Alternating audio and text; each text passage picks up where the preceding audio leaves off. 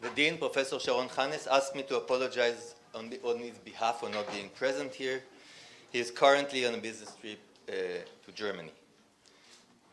I welcome the members of the Business Leaders for Social Responsibility and our honored guests, Ms. Ilana Dayan, Dr. Ilana Dayan, a prominent Israeli journalist and a former professor of law at this faculty, and of course, Mr. Tom Friedman, the renowned American author, New York Times columnist, and three-time Pulitzer Prize. Welcome to Tel Aviv University Buchman Faculty of Law, and thank you everybody for coming. We live in an alarming and distressing times. An American president facing impeachment trial in the Senate bluntly interferes with Israel's third consecutive elections by declaring a one-sided peace process which was not even discussed with, let alone agreed upon, by the Palestinians. An Israeli prime minister, who was indicted 2 days ago for high crimes, is declaring his intention to annex large parts of the occupied territories, a move which is both unjust, contrary to international law, and might bring Israel closer to an apartheid regime. The same prime minister insistently incites against 20% of the Israeli citizenry. The country is hopelessly divided along national, ethnic, and religious lines. Welcome to Israel 2020. So, as Lenin famously asked, what is to be done? What is our duty as citizens of this state? We jurists, business leaders, trend-setting journalists, what can we do to make these things better in this tortured land? This is what the team, organized and led by Professor Ronen Avraham, has been asking itself for the last few months. How can we use the tools that we have at our disposal to make things better and to turn the wheels of this ship in a new direction, more equal, more just, more democratic? I don't know the right answer to this question, but I do know that it is of utmost importance not to sit idle, not to succumb to despair. We're therefore gathered here to listen, to deliberate, and to strategize. The Buchman Faculty of Law is proud to have the business leaders team under its auspices. I must admit that when Ronen, who is a real visionary, came up with the idea of organizing the team with the eye to harnessing market forces to make things better in Israel, I was quite skeptic. People who live in a comfortable life, I thought to myself, would prefer to stay on the sidelines and not to risk an upheaval. They will retreat to the private realm and hope that the evil spirits will blow over. Those who are sensitive to market forces would never take controversial actions which might put them in confrontation with a large segment of the population. You guys have proved me wrong.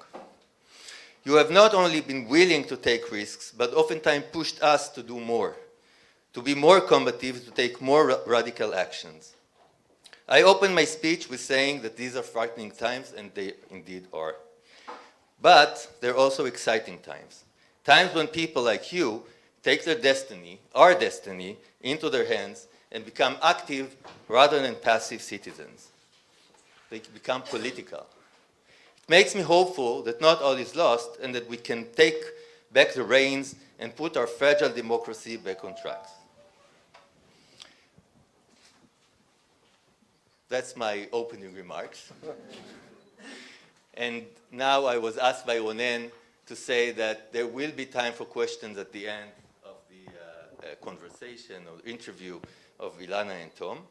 And I wish us all an interesting and fruitful evening and a brighter future. Thank you very much.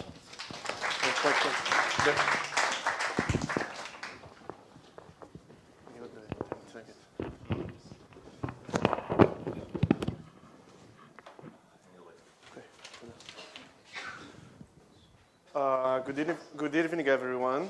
My name is Ronen Avraham, and together with friends here at the faculty, like Professor Issi Rosenzweig, Professor Omer Yadlin, and Ron Harris, and Ranan Giladi, and a few leading business people in the country, together called the Kitchenette, we organized the Business Leaders Team for Social Responsibility. And today, I'm going to try in less than 9 minutes explain to you a little bit about our vision and also about where we come from and where we plan to go in the next year. We're going to be here way after the third, hopefully last election, so we're running for long distances.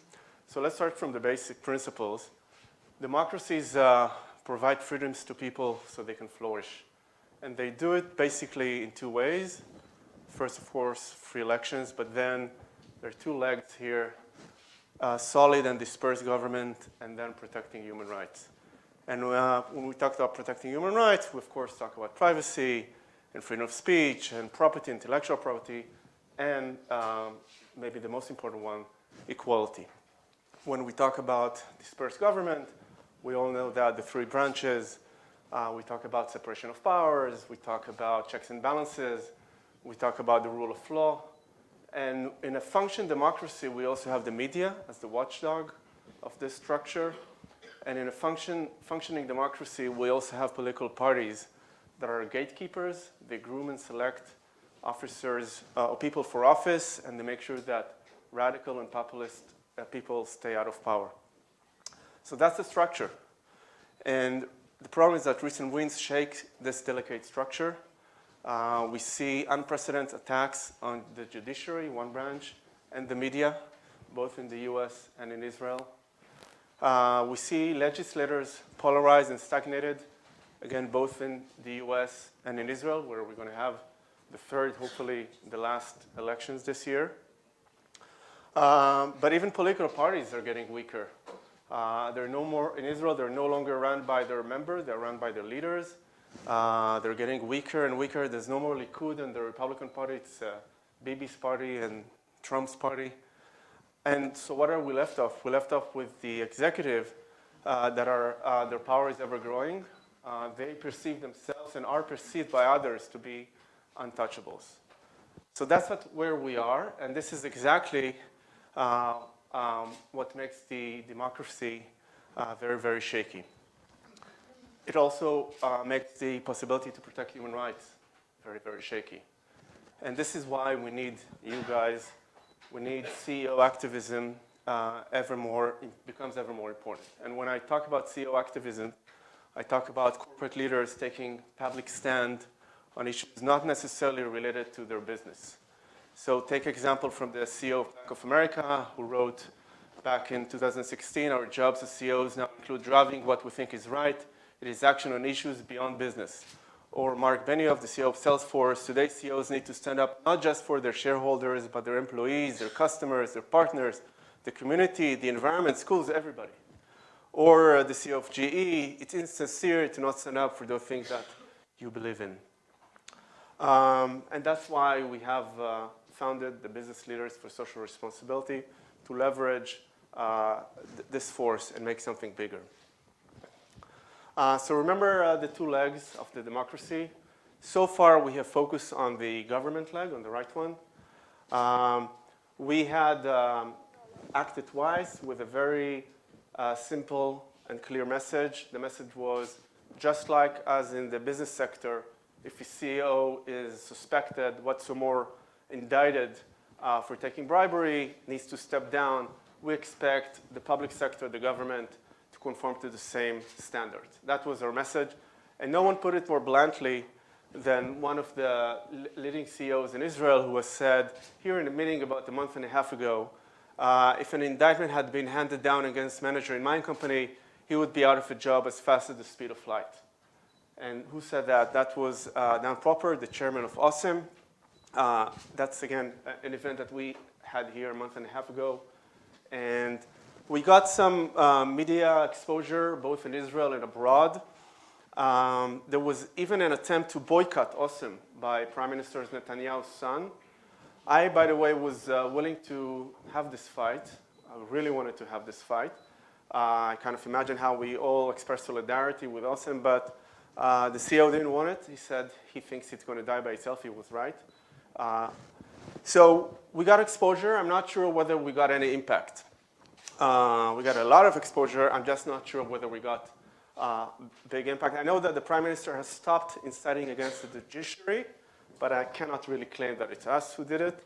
But it happened at the same time. What I want to do with the team is to move us to this side of the chart to have a lot of impact, and who cares about exposure? So, and to get a lot of impact, and now I want to introduce to you some of the new vision that has been discussed in the kitchenette. If we want impact and not just exposure, we need to also act in the human rights leg. And what I mean by that is that we should take inspiration maybe from the Goldman Sachs, David Solomon, who exactly a week ago said, we won't take companies public that don't have at least one board member from an underrepresented group.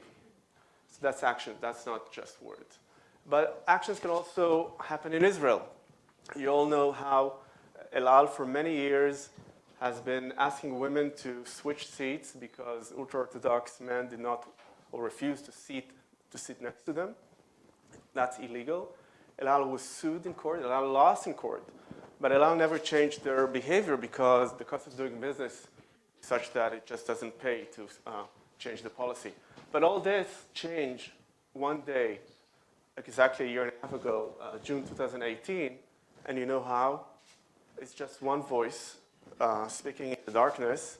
The CEO of NICE just tweeted after a flight was delayed and a few of his employees missed the connection. He just tweeted, at NICE, we don't do business with companies that discriminate against race, gender, or religion. NICE will not fly El Al until they change their practice and actions discriminating women.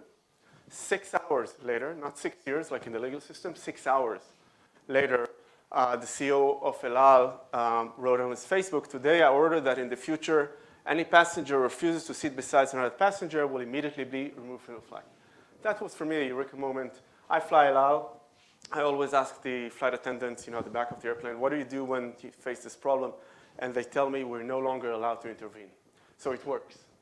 And that's the idea of our team, to work together and leverage the market power that we have. NICE maybe has a purchasing power of 1 million shekel, 2 million shekels, I'm not sure, from El Al. That was enough to cause El Al to switch its policy. So we want to leverage our collective market power and to protect human rights in Israel. So in 2020, this year, we're going to launch a new website called Companies We Do Not Do Business With. So where do I take this? I take it from Barak Elam's tweet at NICE, we don't do business with companies So that's our list, companies we do not do business with. We're going to have bus companies that discriminate against women. We don't do business with them. So if you need to take your company to a trip to a lot, use other bus companies, not this one. And construction companies that are deadly for the workers, if you need to buy a new building in your firm, use other companies, not this one. This one we don't do business with. Developers that refuse to sell apartments to Arabs, we don't do business with them. Amusement parks that insist on having safety instructions in Hebrew only, even under the controversial National Basic Law, Arabic has a special status. They still refuse to add safety instructions in Arabic. Take your company elsewhere, not to this amusement park. So these are companies we don't do business with. And our goal is that this list really will remain empty. Why? Because we first contact them, and we give them a chance to change their policy, just like El Al did. If they change their policy, they're not on our list. But if they refuse to change it, they will be on our list of businesses we don't do business with. And we have here in our team about 90 CEOs. It's a great market power. We should use it. So stay tuned for more on our vision. And meanwhile, have a great evening. Thank you. And now, I'm very honored to introduce our special speakers today, Dr. Ilana Dayan and Tom Friedman from the New York Times. Thank you very much for coming. Special speakers today, Dr. Ilana Dayan and Tom Friedman from the New York Times. Thank you very much for coming.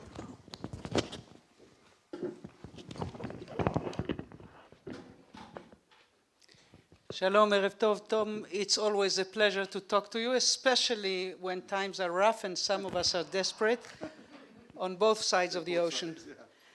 And I think it was the Washington Post that used a while ago the slogan, democracies die in the darkness.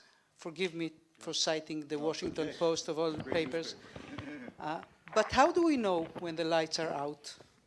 How do we know when institutions are ruined to the point where you can no longer call it a democracy? Well, first of all, I just want to thank your group from Ronan and Ella for inviting me. I got the invitation. I had no idea who you were, what you did, but it sounded interesting. And I like to throw myself in, and I never know. It's and then when I heard that Ilana would be the interviewer, that just sealed the deal. Okay, so it's great to be with you, Ilana. How do you know?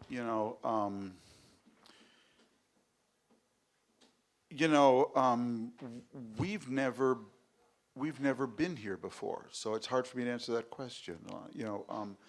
We in America face a trifecta, the likes of which we have never seen. We have a president without shame.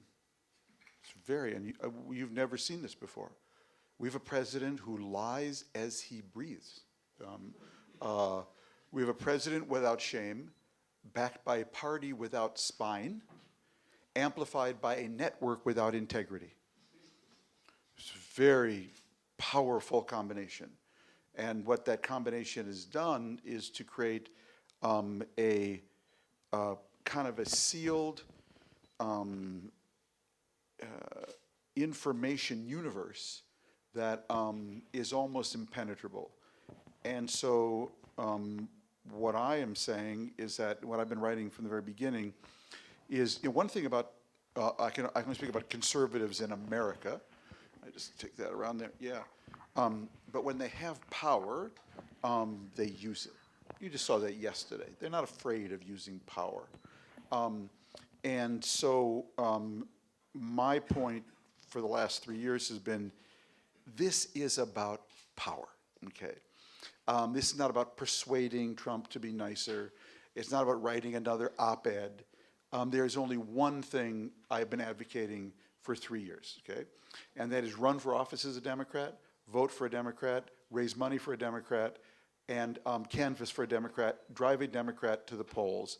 That what we have to do is actually not only win this election, we have to crush this phenomena. And because only when you do that might we get what we very much need, which is a healthy conservative party in a two-party system. Right now we have an unhealthy party. I should tell you, I'm barely a Democrat. I mean, I'm not a particularly liberal person. I'm center left, barely. But I'm not a rabid Democrat. I'm certainly not a Republican. My values come from Minnesota, not from any particular party. So, but I know a threat when I see it, and I think you have to be very focused and focus on one thing: winning, because that's what they do. And when they win, they exercise power. And so I think that there's not a debate to be won, because they're not interested in the truth. They're not interested in, I mean, if you listen to the arguments being made in this impeachment case, they're phenomenal. That a president can break the law as long as he perceives himself to be acting in the national interest. I mean, That's Alan Dershowitz. That's Alan Dershowitz. The biggest thing that has amazed me in the last 3 years, I've seen stuff I haven't seen as a journalist. I've been a journalist for 40 years. In the last 3 years, I've seen things I've never seen before. The willingness of people to prostitute themselves, to be close to power. Mike Pompeo, Secretary of State, Alan Dershowitz, people who you thought had some limits would know better. I understand you didn't have much expectations from Rudy Giuliani. Rudy Giuliani, you don't even mention him. Yeah, but same kind of thing. It's really shocking. I ask myself often, first of all, do people not have kids? Because if I did this, my daughters would not let me in the door, number one, not to mention my wife. But I also wonder, do you guys go home at night to some offshore island where none of this matters, So we're seeing behaviors that are just deeply disturbing. And I think the beginning, the necessary thing but not sufficient thing, is that this version of the Republican Party, which is a cult of personality, not unlike what's happened to Likud, it has to be defeated. And only out of that defeat might something else emerge, although it's not guaranteed at all. But I hear you not speaking about the political debate, you're speaking about the war on your home. And Yeah. I know that many people here on the right, on the sane right of Right, yes. Israel, are saying very many times, you guys are howling about the end of democracy for years now. Yeah. The left in Israel was dreaded that Menachem Begin will Right. take them to the concentration camps. Yes. And you yourself, it didn't take you more than 24 hours after Trump won the elections to write that you feel homeless in America. yeah. Don't we mix or mistake political disagreement with the end of democracy? I mean, is that a political debate or a war on our home? It's a good point. It's a good question. And I try, the way I have covered Trump is my view is some things are true even if Donald Trump believes them.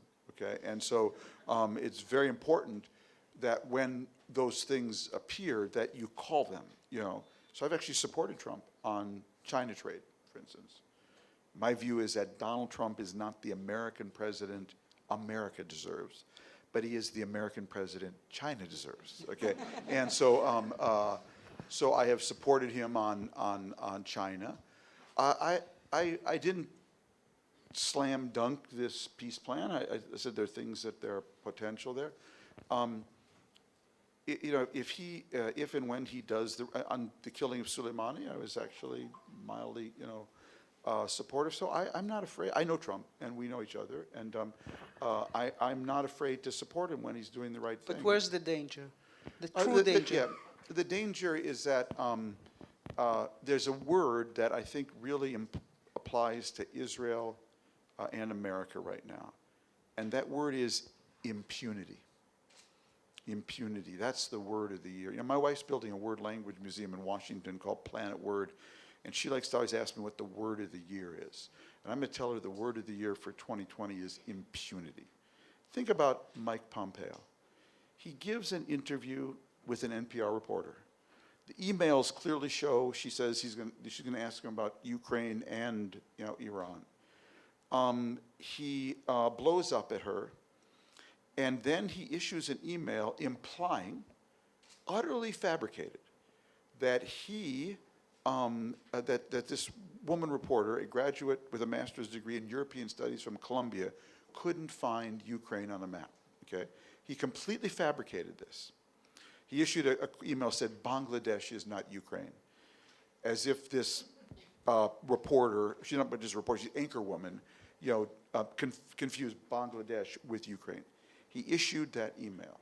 Trump praised him in public for it, and Alan Dershowitz was caught by CNN patting Pompeo on the back when Trump praised him for that. That is the definition of impunity. We see people acting in utterly, patently dishonest ways with impunity. And fabricating a video of Jim Acosta presumably harassing an intern in the White House just because she wanted to take the mic away from him. On any given day, you see, and then once people feel a sense of permission, because when the president, I covered the Secretary of State for 4 years, Jim Baker, and then I covered the first year of Bill Clinton. And when you go as a reporter from covering the State Department to covering the White House, the first thing you see is the absolutely exponential difference between the bully pulpit, the platform of a Secretary of State and a President of the United States. And that was 20 years ago. So today, with Twitter, social networks, so when you have a President of the United States who's behaving that way, it gives permission. This rise of anti-Semitism, this is directly related to Trump. Not that he is an anti-Semite, it's that he's given permission for so many people to act out on their most disturbed fantasies. But this very phenomenon, now we have to get to the argument of the will of the people. You don't trump the will of the people. Yeah. This is the very same person that half of the Americans think that he doesn't have to be impeached.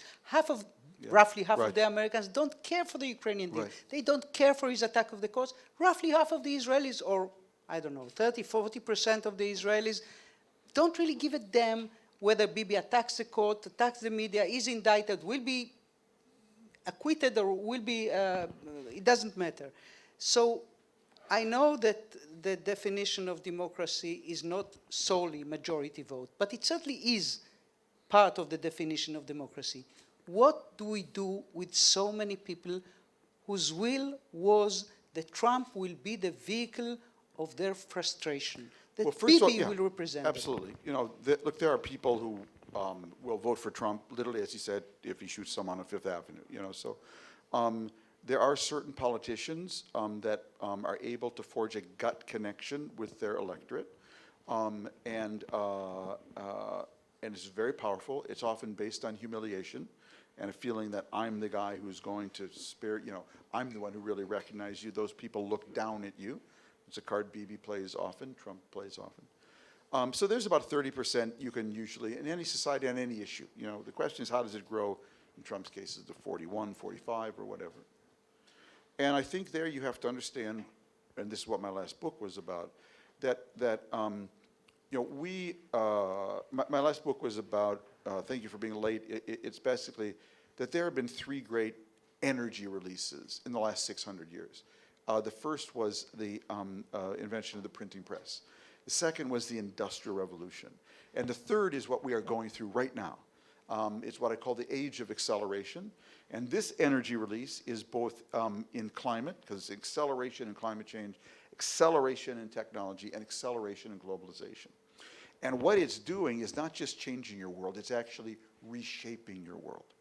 And so from the point of view from America, I can just tell you, Ilana, Americans went into the grocery store sometime in the last 10 years, and the woman at the cash register was not wearing a baseball cap.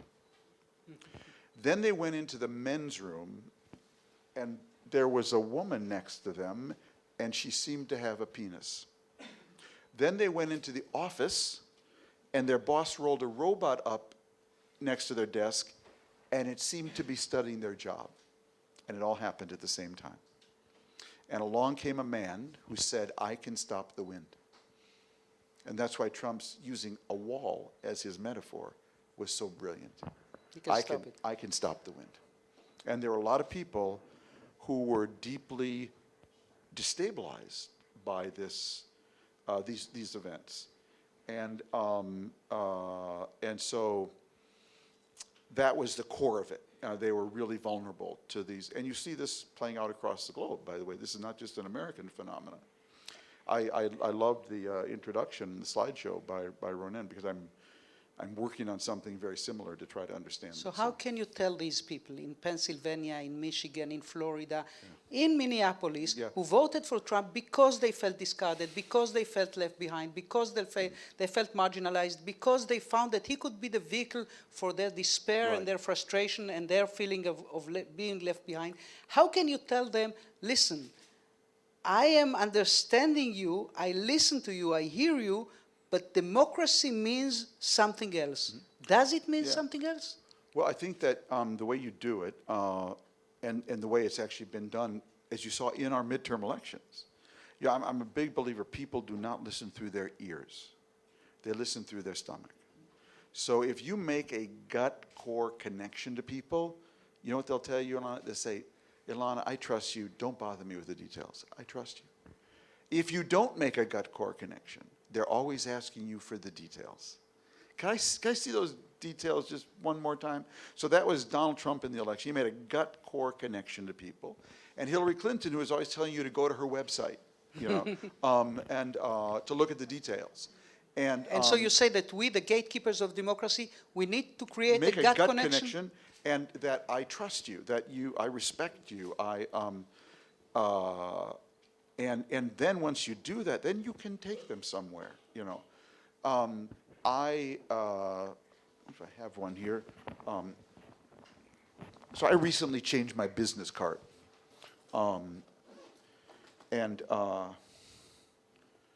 It now says, I decided to finally put on my business card what I actually do.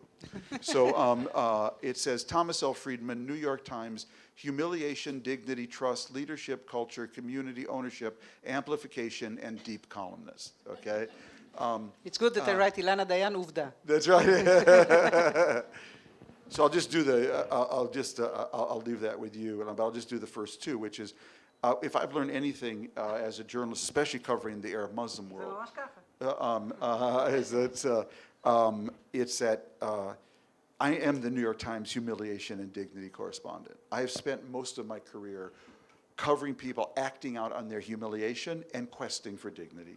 Whether it was Muslim youth in Europe, Palestinians versus Israelis, Russians after the collapse of the Soviet Union, China after a century of humiliation. That's all I've been doing, basically, is covering people acting out on their humiliation and questing for dignity, because humiliation and dignity, going back to Cain slaying Abel after God rejects his gift, are the two most powerful human emotions. And the humiliated person wants you to connect with him. Exactly, so I've learned this. I'm a little Jewish guy from Minnesota, and I will say one immodest thing, the most widely read columnist in the Arab Muslim world.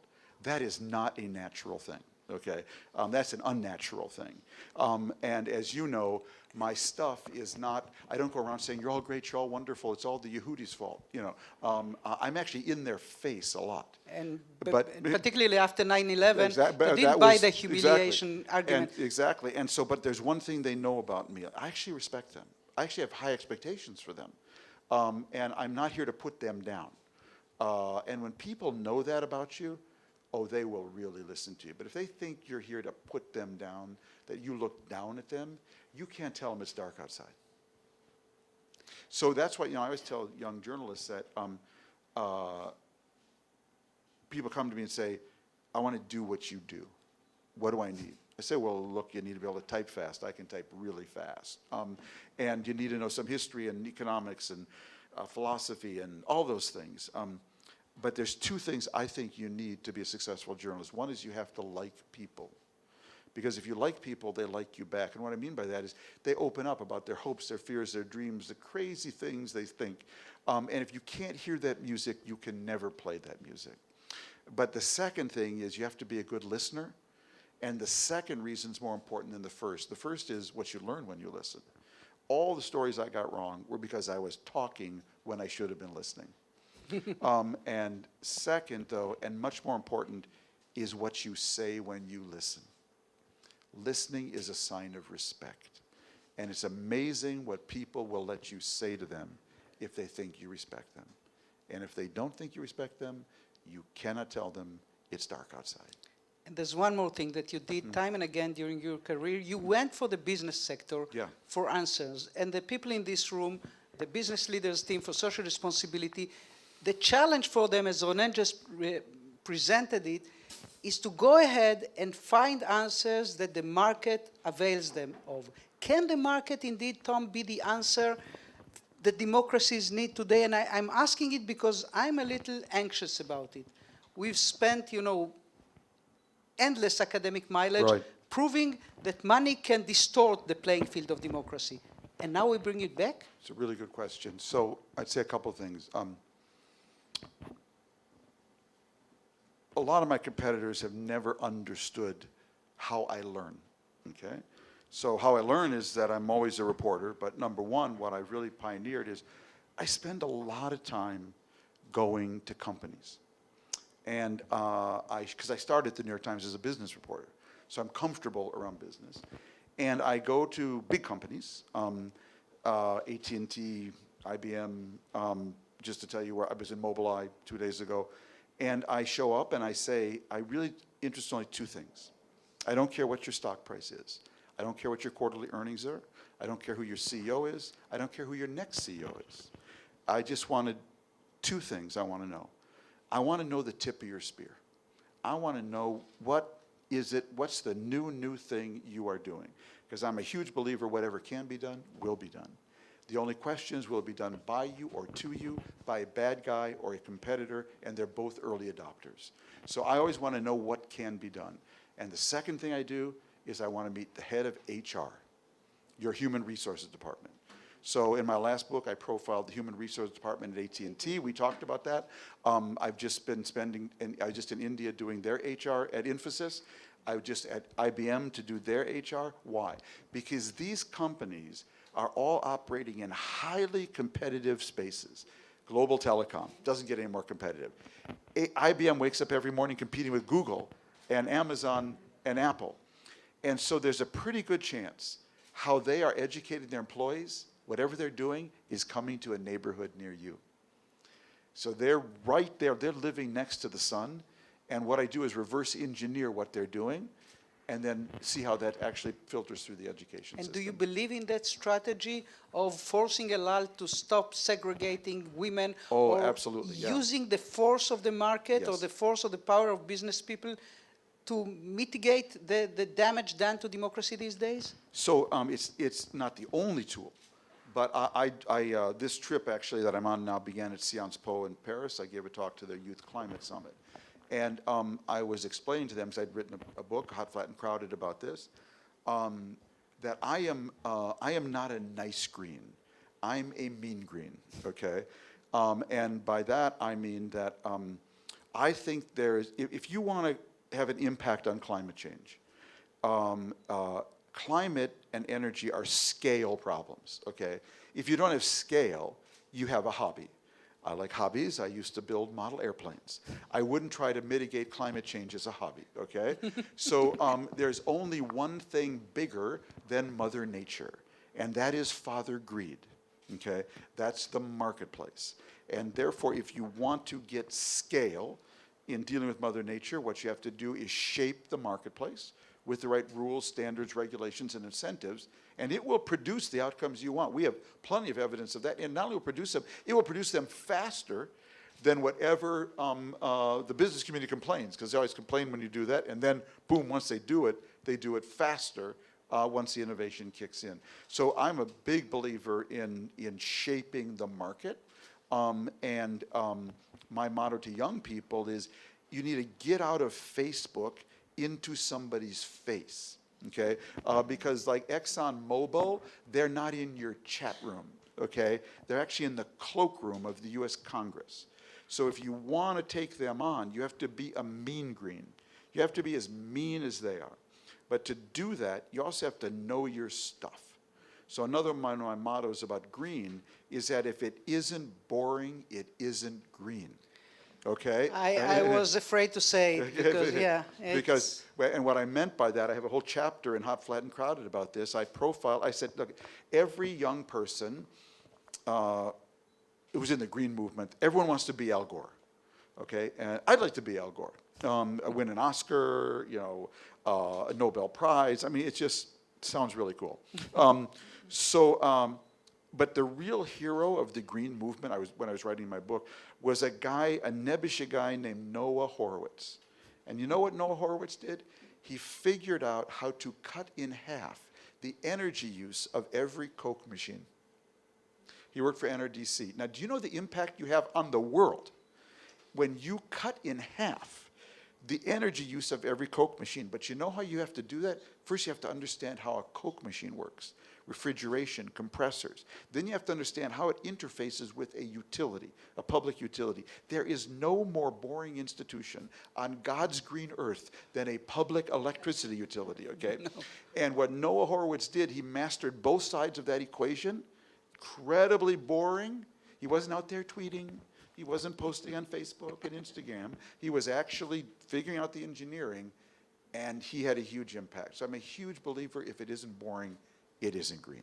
And there's another thing that you found and wrote about, and that's the ability of communities all over America to unite themselves around some common good. You went to Lancaster, Pennsylvania Yes. a while ago, and you found the Hourglass. It's an Right, amazing yeah. group of Yeah. leaders and community leaders and teachers, educators, business people.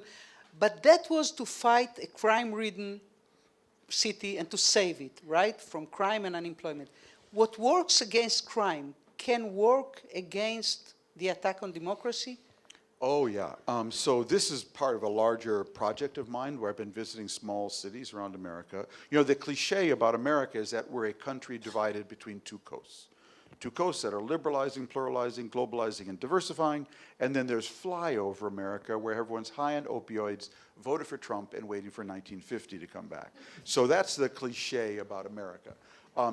the reality, I happen to be from Flyover America, so I know that ain't true. Minneapolis. The reality of America and the reality of Israel is actually we're a checkerboard of towns that are rising from the bottom up and towns that are collapsing from the bottom down. And I have been on my own journey to try to understand why does one rise and one collapse, and often they're right next door to each other. It's true in this country as well, by the way. So You should see Netivot and Sderot one Yeah, day. This is a great yeah, example. I mean, and I know there are others. So the last time Milan and I did this, we talked about Lancaster, Pennsylvania. I've since done several more, and I just did Willmer, Minnesota. What's happening Okay, there? so I grew up in Minneapolis, and in 1949, my dad's sister and brother-in-law moved from Minneapolis to a town called Wilmer, which was 2 hours west of Minneapolis, between Minneapolis and the Dakota border, okay? And they started a little steel company. And when they moved to Wilmer in 1949, Wilmer was 99.999% white, Protestant, Scandinavian, and German, and 3 Jewish families, one of whom was my aunt and uncle, Bev and Hy Rosenbaum. We, the Jews of Minnesota, called ourselves the Frozen Chosen, and they moved out to Wilmer. So I had a lot of depth perception on Wilmer because I went there for 50 years to visit my aunt and uncle, 50 summers and winters. So I never forgot, Ilana, around 1975, my aunt came down to Minneapolis for the high holidays, and she pulled me aside and said, Tom, I was in the grocery store last Saturday, and I heard someone speaking Spanish. Spanish. She never forgot it. And I never forgot it, because it was just like, it could have been Martian, you know. Anyways, my aunt and uncle passed away about 10 years ago. And about 9 months ago, a woman named Dana Mortensen from Minnesota came to see me. She runs a great NGO called World Savvy. We started talking. Turns out they're working in Wilmer. I said, wait a minute, Dana. You're working in Wilmer? She said, yeah. I said, you know, I had an uncle there. Always wondered, I've been working on small towns. I'm going to make you a deal. I'll give your NGO a free lecture if you will set up a day for me in Wilmer. She said, deal. Happy to do it. So last June, Dana, Hamza Warfa, who's a Somali who is the head of workforce development in the state of Minnesota, and Giddy Greenstein from Reut. So Giddy went with me to Lancaster. He's a specialist on small towns in Israel. I called him up. I said, Giddy, have you ever been to West Central Minnesota? He said, no, we're going to West Central Minnesota. So the 4 of us, we are like the punchline to a joke. An Israeli, a Somali, a woman from Minnesota, and Tom Friedman all walk into a bar in Wilmer, okay? We all go off to Wilmer, Minnesota. Our first stop is Wilmer High School. The principal meets us in the lobby. He shows us a giant steel map hanging over the lobby and explains that the high school seniors, incoming seniors, every fall take out a ladder and they put pins in where the new senior class is from in that global map, because Wilmer today is 50% Somali and Latino. A town, 50%, mostly Somali, some African, some Hmong Asians as well, and Latino. A town that in 1949, the Jews, the 3 Jews, were the exotica of the town, okay? So, and they explained that that map, that steel map, was donated by the steel company founded by my aunt and uncle. Wow. So let me tell you the story of Wilmer, because it is the microcosm of this whole thing, because Wilmer works. So what do you learn from Wilmer? You learn, first of all, in the towns that work, number one, what do they all have in common? What they have in common, first of all, is necessity, urgency. Something happens. They lose their factory. Whatever. It can be the nuclear plant. Another town I've worked on, the nuclear plant was in Wilmer. The necessity was Wilmer has 0 unemployment. They need workers. If you can fog up a mirror, you can get a job in Wilmer today as an ag scientist or at the Genio turkey factory, okay? So number one, what you learn is that necessity, Ilana, is not just the mother of invention, it's the mother of inclusion, Because all these Wilmer employers, they needed laborers. And when they did, they said, I don't care what God you pray to. I don't care who you sleep with. I don't care what color you are. I only care about your soft skills. Will you wake up, dress up, clean up, sit up, show up, learn up, and shut up? And if you will, you have a job in Wilmer, Minnesota today, okay? So number one was that burst right through all the racial, whatever, religious. Second, they have a high concentration of leaders without authority. Leaders without authority are the most important leaders in the community. These are people who just step up and said, my granddaddy lived here, my daddy lived here, I'm going to live here, and we are not going to let this town go. Third, the leaders without authority all network together in what I have come to call complex adaptive coalitions. So I took this from nature, which ecosystems thrive when the climate change happens, those that can build complex adaptive networks. I call them complex adaptive coalitions, where the business community partners with the philanthropic community, partners with the education community, partners with the social entrepreneur community, partners with the local government, and they create a coalition to manage the climate change happening to their town, which is technological and whatnot. These coalitions all meet in Lancaster, I think I told you. They meet at Art Mann's house at 7 a.m. every Friday morning. And the first rule of these coalitions is you see that hook on the door before you walked in? Check your politics on that hook. Because our politics is what works. Right and left don't matter. You do not come into this room. Our politics is what works. Utterly pragmatic. And lastly, all these towns invest in public wealth. Baseball fields, bandstands, parks. So in Wilmer's case, the biggest healthcare company in Minnesota, Blue Cross Blue Shield, came to Wilmer, and they organized a dozen community dinners. People in the community stepped up. You could host a dinner at your home. 12 people could sign up. So the fire chief did, Somali woman did, and then all the dinners about what does Wilmer need, and each dinner decided their list, and they all got together, and they voted on them. And 2 years in a row, Blue Cross Blue Shield put $250,000 sponsoring 12 of these programs each year, a kindergarten for elders and for infants, a program for Somali women to detect autism early. They spent $250,000 on these programs, and I interviewed them. I said, why did you do that? They said, it's very simple, Tom. Healthy communities have healthier people. Our healthcare costs go down. You know, something tells me that Israel is not Wilmer, Minnesota these days. We don't check our politics out, Right. and we don't have these kind of coalitions. And I mentioned to you before that there's a friend that we both know that I correspond with him from Chicago once in a while, and every time he writes to me, he signs out by saying, we will keep on following our mutual nightmares. Israel's nightmare and America's nightmare, are they really so similar these days? Do you see the similarities? I think there's a lot of, I have to say, I've been here just a week, and I dip in and out, but I come here a lot, Israel's just an amazing place. I have to tell you, one of the things I try to explain, I don't really go on college campuses much anymore because they're just so crazy, But I like to explain to young American Jews or non-Jews that when it comes to Israel, the challenge of understanding and writing about Israel, I believe, as a journalist who's been doing it my whole adult life, is that to, I think, accurately write about Israel, you have to actually hold three thoughts together in your head at the same time. Okay, and it's hard for a lot of people. Thought number one is Israel is an amazing place. If you look at what has been accomplished here in the last century, it's amazing. Okay. Number one. Number two, Israel sometimes does really bad stuff. Okay? And number three, Israel lives in a crazy neighborhood. And the problem is, who people who write about Israel, most people can't hold those thoughts together at the same time.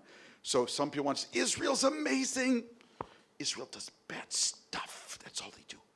Israel lives in a crazy neighborhood, leave them alone. No, you actually have to hold all three of those thoughts together in your head at the same time. I'm actually capable of doing that. And so I see the amazing stuff here, I see the disturbing stuff here, and it's true of America as well. And so I tell people, if you want to be an optimist about America, stand on your head. Because Bottom my up. country looks so much better from the bottom up than from the top down, okay? And if you just sort of filter, one slice out, there's just a lot of them. What I just told you about Wilmer, I didn't just make that up. That's amazing. And by the way, the town down the road, St. Cloud, which the Somalis call White Cloud for a reason, falling off the face of the earth. So that's the world today. It's a complicated place.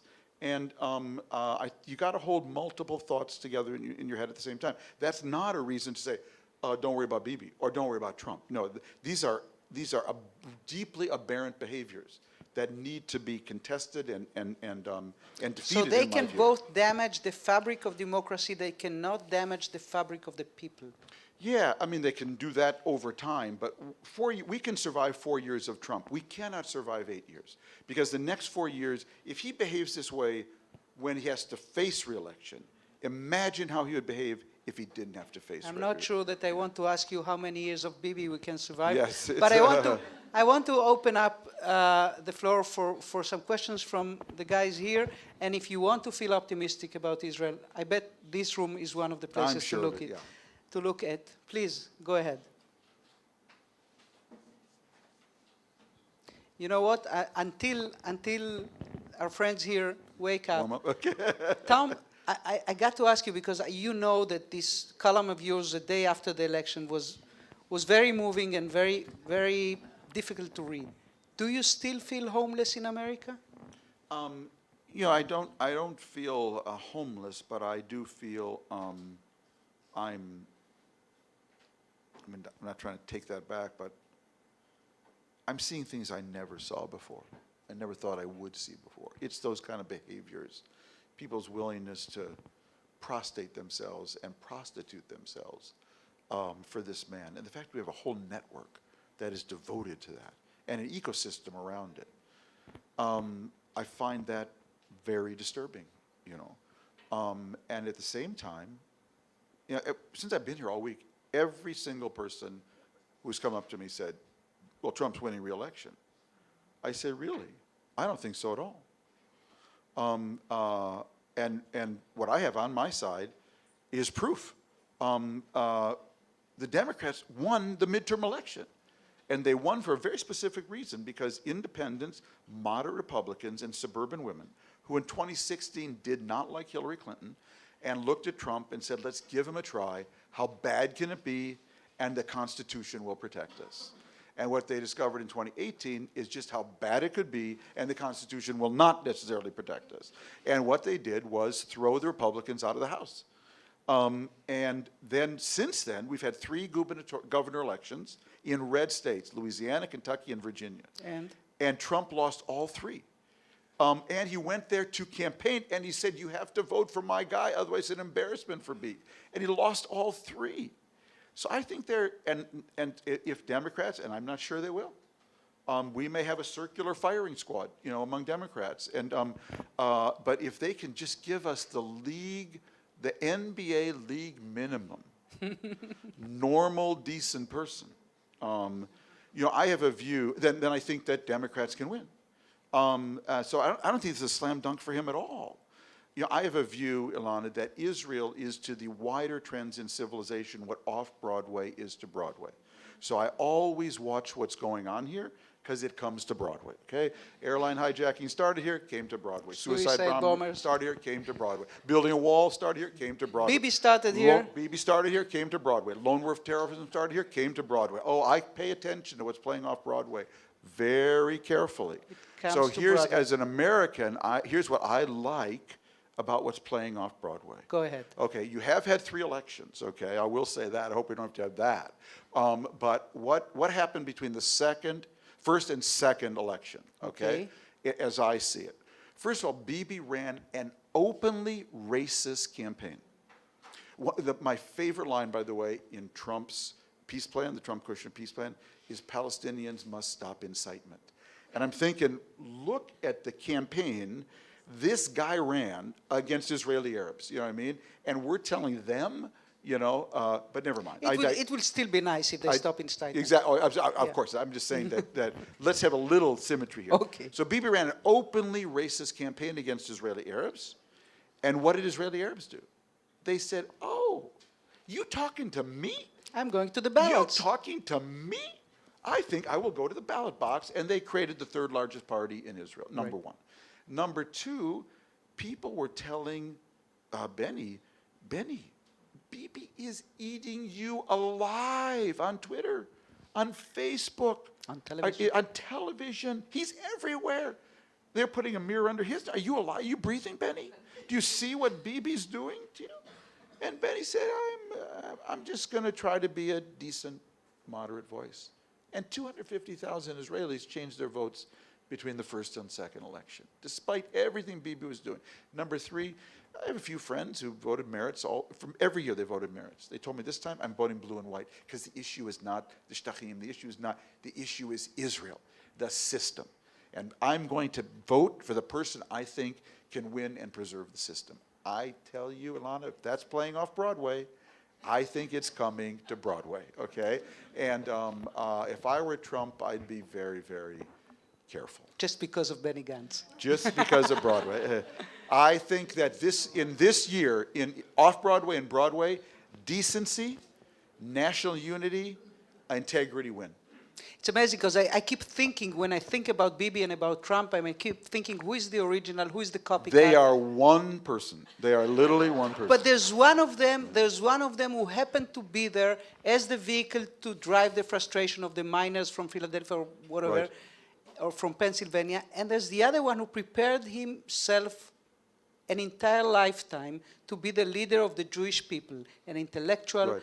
a history, student, a deep person Yeah. that something happened to Yeah. him. They're not the same. I agree with you.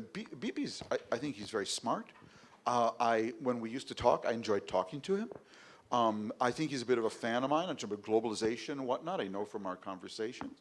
And I've always said to him, just to the extent that we ever, it's about business with me. It's not personal. If you did the right thing, I would be your biggest supporter. It's not personal at all. And I can help you more than Ha'olam Hazeh, But do you think he is a true Democrat? He used to be. I don't know what happened to him, Ilan, so I wouldn't want to speculate. But it does feel like since 2015 or so, as you were saying, that he just went down a dark road. But I'll tell you something, and that's the last question Yeah. I'll ask you, the last remark that we might make, and then perhaps there some discussion with the audience.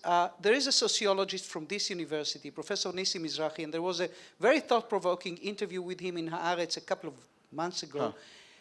And he tried to explain the phenomena of the Bibi fans who will vote Bibi no matter what, from certain parts of the Israeli society. And he said these are rational guys. And they vote Bibi because they realize what we don't realize, that liberalism is not a God-given truth. It's an option. And they prefer to define their identity by tradition, by Judaism, by patriotism, Yeah. not by liberalism. Yeah. Perhaps liberalism is not the God-given truth. Well, that's a big question, and I'm not even equipped to answer it. I would simply just tell you what I try to do, and try to say to Democrats, because I'm not, I said, strongly politically affiliated, which is that if you're going to win, and there are things you better understand that Trump touched. Okay. That are very important. Like Bibi here. Like, number one, Americans want a president who wants to grow the pie, not just redivide the pie. By the way, it doesn't matter what class they are. Being capitalist is deep in our system. Number two, there is a huge backlash in America to political correctness. Ilana, I used to give a commencement speech at a university address, pretty much once a year, not more for a lot of years. I would rather walk over hot coals today than give a commencement address at any American university except a Christian college, okay? In case you say something wrong. I've written 27 years of columns. It takes one professor and two students, or two students and one professor, not to like one of those columns to light you up, and I'm just not going to do that, So universities have become scary, in America, become frightening places, actually. And Americans get that, and they love when Trump pokes at that and exposes it. this sense that I can't say anything. Did I address you the right way? Did I bump into you wrong? I mean, just there is a sense of choking political correctness, and he loves being naughty. He just loves being naughty. By the way, 2 women in particular, in public, and it plays. So that's another one. Number 3, and this is where Democrats went off the cliff in the first debate. My view on immigration to America is I'm for a very high wall with a very big gate. But I think we have to tell Americans we can control our border. To say, as Democrats did in the first debate, that we're going to decriminalize immigration. I just have this old-fashioned view that if you want to come into my country, you should have to ring the doorbell. Just a small thing. Just ring the doorbell, like in my house. I don't think you should just be able to walk in here and then claim social benefits. And when Democrats all raised their hand in the first debate, I wrote a column attacking that, and it was really popular because it was just like, what the heck? Are you kidding? Do you know how that looks to the average American? And so there's several of these things that if the Democratic candidate, and they want someone who will actually work with the other side. Pragmatic. So you're saying that many Americans relate to the opposition to this kind of orthodox version of Right, liberalism. exactly. And perhaps that's the American version of Nissim Right, Mizrahi yeah. here. So if anyone wants to ask anything, to say anything, oh, some guys have woke up. Yeah, go ahead.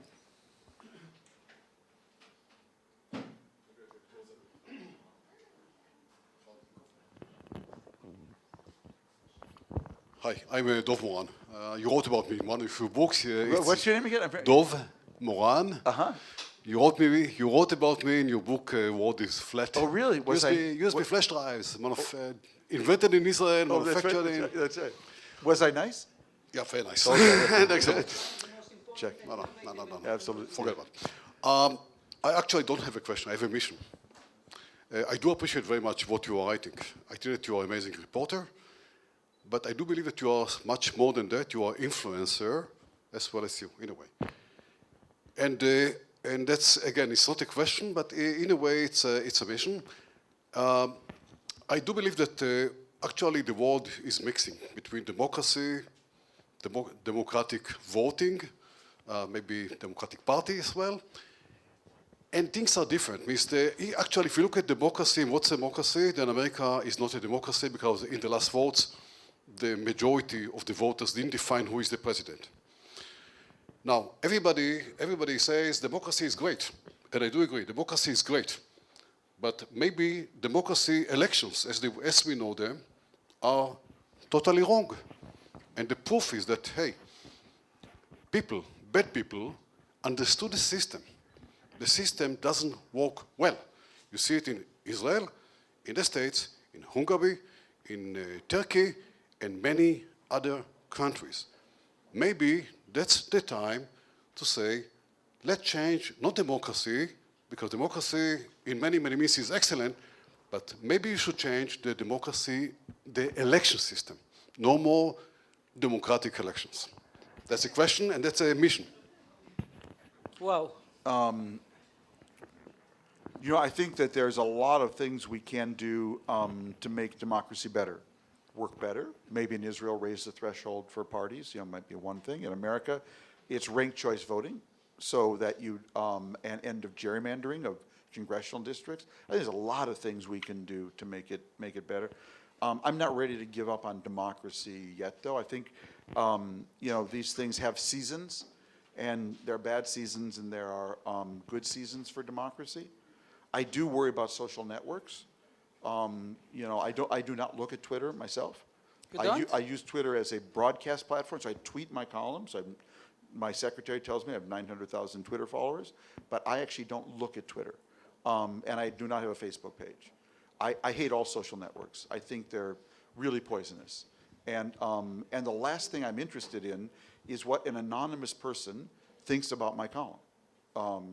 And so I have to tell you, because I don't look at any social networks or social media, in my world, everybody likes me, okay? And because of that, I actually don't walk around with any toxicity in my veins.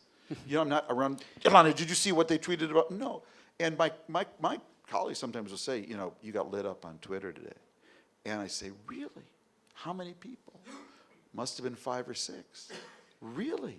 5 or 6 people actually stopped me between check-in and baggage claim, to say something nice. I mean, did we count them? Are they part of the 5?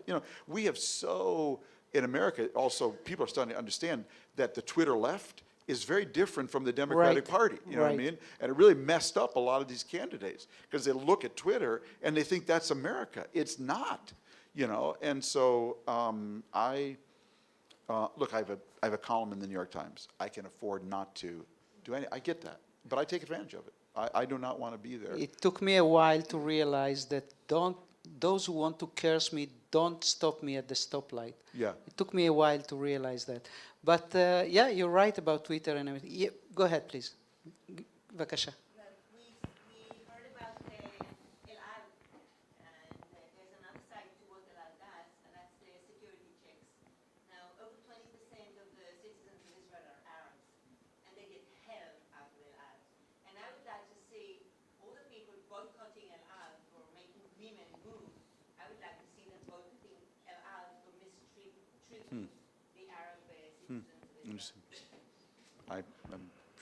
I don't know enough about it, but it sounds like an important point. כן, בבקשה. כן. Oh.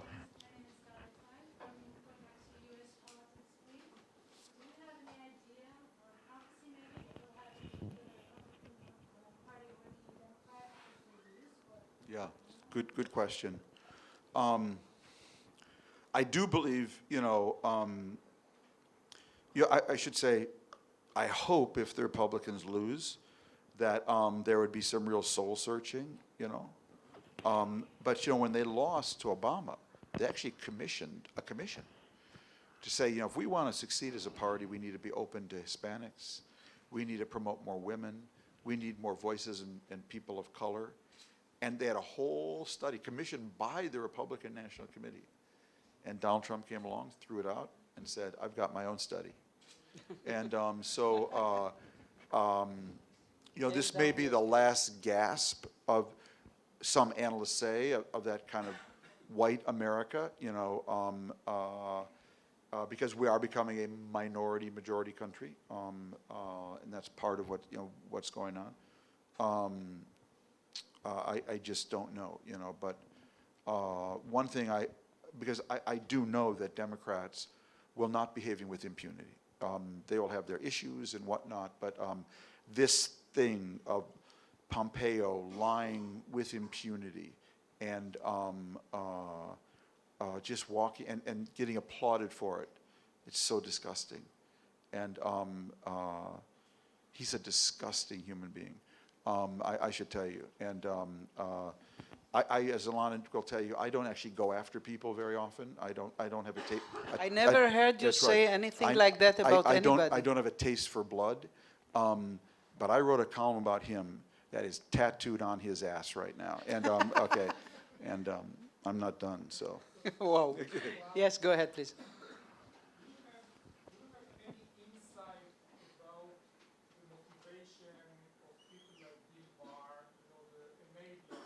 Right. No, he's not a politician. Yes. He's not there to get votes. So what makes these people think? Why? It's a really, really good and important question, and I don't know because I don't know him, Because when you think you look back at Tillerson compared to Pompeo, he looks like Henry Kissinger. We thought Tillerson was the worst Secretary of State. Then you discover from all the books coming out, he was like fighting Trump at every stage. Jeff Sessions, who was Barr's predecessor. Same thing. Imagine that Bolton might be now the guy who saves Bolton, America from Trump. It turns out, with all these guys, Trump he never had the A team, but he had some B+ players. McMaster, Bolton, Tillerson, Gary Cohn, whatnot. John Kelly. John Kelly. They left, and then he brought in the C team really, and a lot of the C team players, to actually get into the office, actually had to step over a dead body with a Twitter knife in the back. Don't want that, And they kind of knew what they were getting into in a way, because they knew what had happened to their predecessor. His body was lying in the hall. And if there's a I really think it's worth a whole like psychological study. How do people with reputations, seeming integrity, sell it all for Donald Trump, who wouldn't do a thing for them, who wouldn't lift a finger for them if the tables were turned? I just, that's what I mean when I say I'm seeing things, I'm disoriented. I thought I kind of knew. You live in Beirut in a civil war for 5 years, you think you've seen everything. Tom started his career as the New York Times, no, not started, but in this region, as the New York Times correspondent to Beirut, and then wrote his first book, From Beirut to Jerusalem, which is a phenomenal book. Yes, please, go ahead, ma'am. Yeah. I'm from the great state of Kansas, where Pompeo's from. Pompeo is from, and also the Koch brothers. By the way, I think Kansas maybe is the off-Broadway Governor Brownback, etc. But I was recently thinking of an investment here in Israel, and I saw the Koch brothers were invested in this endeavor, and I decided not to make the investment. So I'm wondering how bringing it back to business. Right.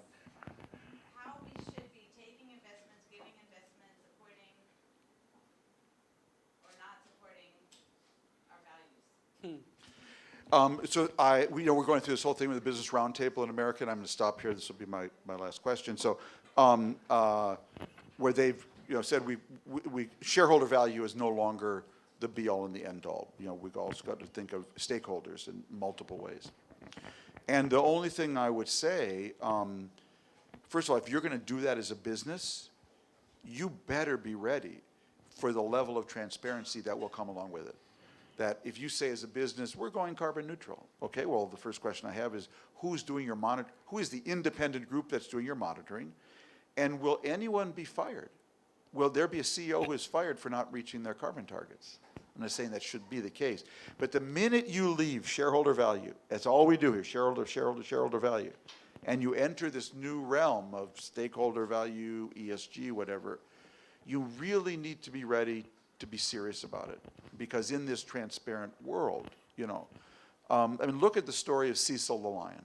Have you ever studied that story? That's a case study. So a dentist from Minnesota goes to Zimbabwe on a hunting trip, and with a license, kills an iconic lion, Cecil the lion. And he posts it on his Facebook page. A huge number of people, that starts to circulate, that they find his address of his practice in Minnesota, his home in Florida, and they light him up for doing that and crush his business. Then Delta Airlines flies from Africa to Minneapolis, a kind of movement like you've described here on El Al comes out, and Delta announces they will no longer transport trophy kills from Africa. Then all the hunters come out and say, whoa, wait a minute. If we're doing legitimate hunting, and they do a counter-protest against Delta Airlines. So, look, what's new in this world is every one of your customers as a company is walking around with a portable MRI machine. It's called an iPhone. And if you flip it over, it turns into a megaphone that I can use to tell all the world what I see from my MRI of your company.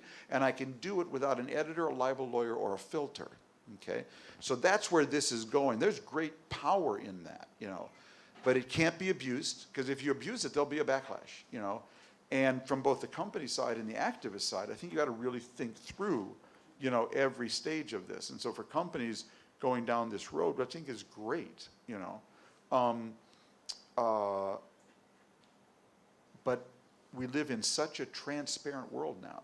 You better be ready for what is coming with that. Because people will be asking you, they will want independent verification and monitoring, and they will want to know what is the price for someone who doesn't meet their sustainability goals, their hiring goals. When you see a CEO, fired for that, then you'll know we're in a different world. But that is where things are going. There's just no question, about it. I can see it at the New York Times even,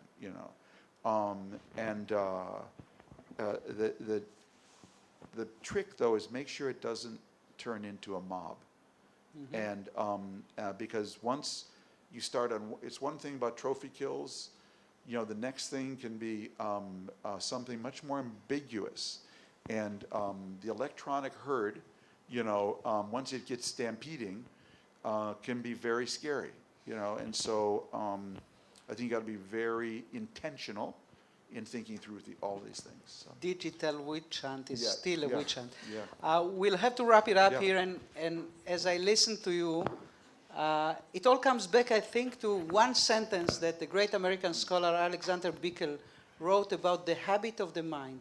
The judges need to sort out the basic values of our democracy, and I figure that that very same habit of the mind is what we all, agents of free speech, agents of democracy, gatekeepers of the democracy, be it reporters, business people, or just decent people at home, we all need that to be committed to preserve and stand for the basic values of our democracy. Tom, thank you so much for being great here. to be with you always. Thank you.